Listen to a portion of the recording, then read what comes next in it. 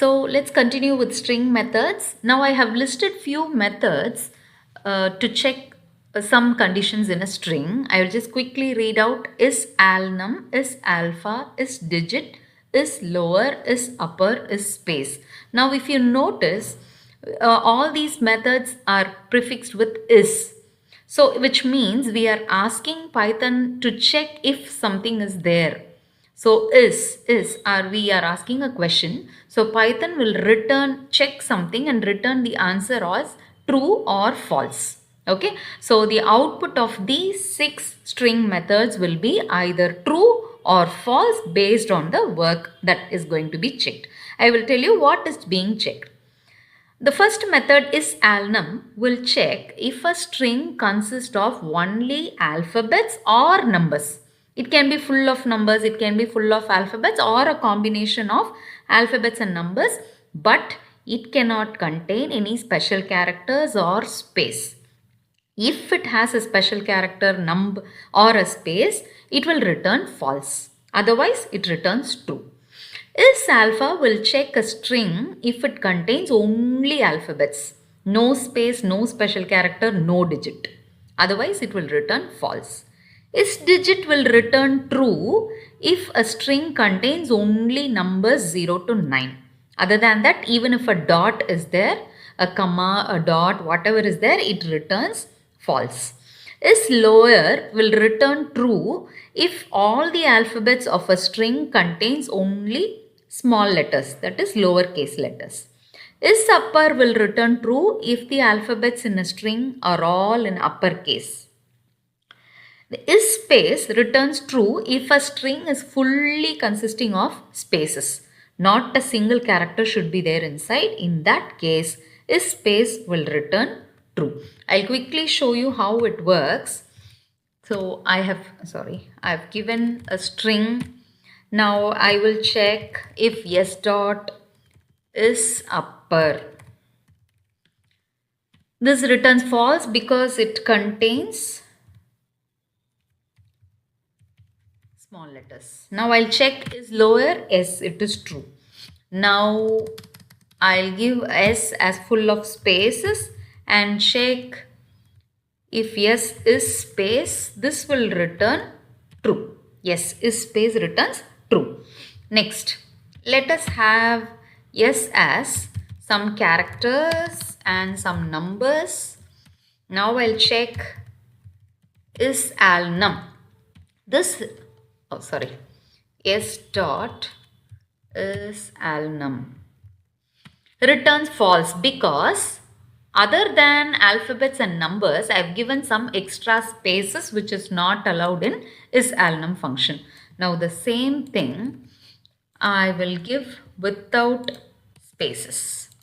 In this case, when you check isAlnum, this will return true because it consists only of alphabets and numbers. Now I'll give only numbers inside S and check if yes is digit. Yes, it is true.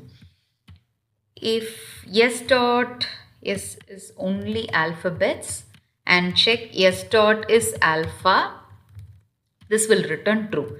Yes dot isAlnum will also return true in this case because for isAlnum either it should be alphabets or numbers. So this will also return true. Right? Hope you understood these methods. Next we'll move on to the other methods. Continuing with string methods, we have 3 strip functions. What do you mean by strip? Strip will remove a particular substring from the given string. Strip will remove a substring from both the left side as well as right side of a string. Whereas lstrip will remove a substring from the left side and rstrip will remove a substring from the right side. I'll show you how it works. So this is a string. If I give s dot strip of A, alphabet A will be removed from both left side and right hand side if it is present. Otherwise, no problem. Nothing will happen. Okay. Now, S dot L strip. Now, let me see what is there in S. As usual, L strip will, L strip of A.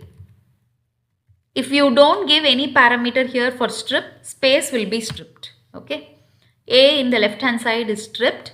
Now the same function I will give it as R strip, then A is stripped in the right hand side. Right? Now what is the purpose of this? If you want to remove unwanted characters in the beginning like space, comma and other things, you can use this strip function. Okay.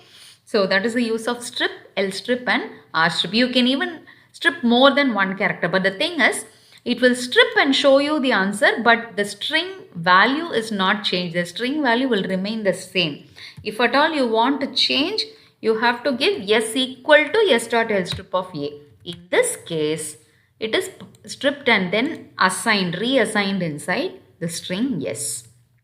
Next, there is another method called replace. If you want to replace few characters, say I want to replace D with some other alphabet, then I need to give S dot replace alphabet S with star. See, we had S in two places, that is now replaced with star. But remember, the output is different, but the original string will remain the same. If you want, you can assign this to another variable and save it in a different name. Okay. Then there is an option called join. If you want to join the string like this, plus dot join, yes. See, I am going to join the characters of string S with a plus symbol. So every alphabet, that is every character inside the string is joined with plus symbol. Not only plus, you can even give more than one characters. Okay. If you give 3333 dot join of S. Right. This is the use of join method. Then comes split and partition. This is a very common question in the board exam. What is split and partition? Now, let me first assign the string contains something like this. I'm going to split the string based on A. So, how should we use it? S dot split of A. Which character should be used to split? Now, Python will remove this A wherever it is found and split the remaining into that number of parts. Remove this A, put a comma here. Remove this A, put a comma here. So how many elements will you get? ST, RT, SDE. The remaining elements will be separated and put inside a list. This is how it works. I'll show you. Suppose you have a string as ASW, ASKSU, and I try to split this based on the alphabet S. Now where is S found? Here, here and here. So remove this from the string. The remaining will be made as a list. So what will this happen? This will split into a list A, then WA, then KS, then this U. Suppose there is no element here, then this will be made as a empty string. Okay. Say you have A, B, C. Now I am going to split this based on C. Split of C. So what will happen? This will be split and this will be considered as one element. In the right hand side there is nothing. So this will be split into A, B and an empty string. Okay. So wherever this alphabet is found, it will be removed and the remaining elements will be put inside a list. Now, what will happen if you don't give any element at all? If you simply give S dot split, what will happen? If you have all is well, what will happen? S dot split will split wherever it finds a space. So this will be split as all is well, this way, right? So if you don't pass any argument, it will split in the empty space. If you pass an alphabet, it will split the elements based on that alphabet. Okay. So what do you observe in this? Split will always return the answer as a list. The number of elements in the list may be 2 or more than 2, even 7 or 10 or whatever. any numbers, minimum to maximum any number, right? And element is always, return type is always a list, and whatever element you split, that will be removed from the string. Okay, if you are splitting a will be removed from the string. So this is the use of split. Now what is partition? Partition, ASWS, right? Suppose I am splitting this element based on W. S dot split W. S dot partition W. Now in this case, this S will be removed and it will return AS and S. But here in partition, the return type will be a tuple. And based on what element are you partitioning? W. Wherever the W occurs first, it will divide the string like this. So part 1, part 2, part 3. Always partition is made into 3 parts and the answer is given as a tuple. And this element will also be included. This element is always the second element of the tuple. Okay. Suppose you split hello. S dot split L. How will this be split? This 2 will be removed. This is one part. Here there is nothing, so one empty string will come, and here O is there, right? So you will get HE, empty string, O. But what about partitioning the same hello? If you partition first L, wherever it occurs, it will divide it like this.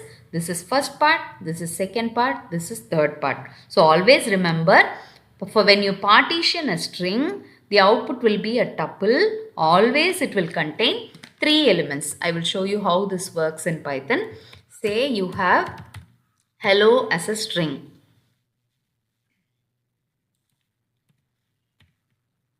Hello is a string.